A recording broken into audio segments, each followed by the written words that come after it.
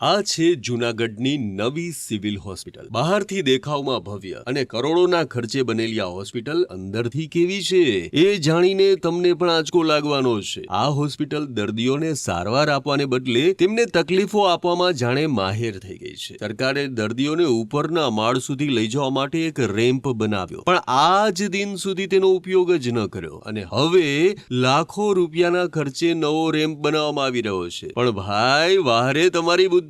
તમે એમ્બ્યુલન્સ માટે રેમ્પ બનાવો છો, પણ દરવાજાની ઊંચાઈ તો જુઓ. એમ્બ્યુલન્સ 12 ફૂટ ઊંચી છે અને દરવાજો છે માંડ 6 ફૂટનો. શું આ એમ્બ્યુલન્સ હવામાં ઉડીને અંદર જશે? અને વળાંક પર તો એટલી જગ્યા પણ નથી કે એમ્બ્યુલન્સ વળી શકે. શું આ રેમ્પ ખરેખર દર્દી માટે છે કે પછી બિલ બનાવવા માટે?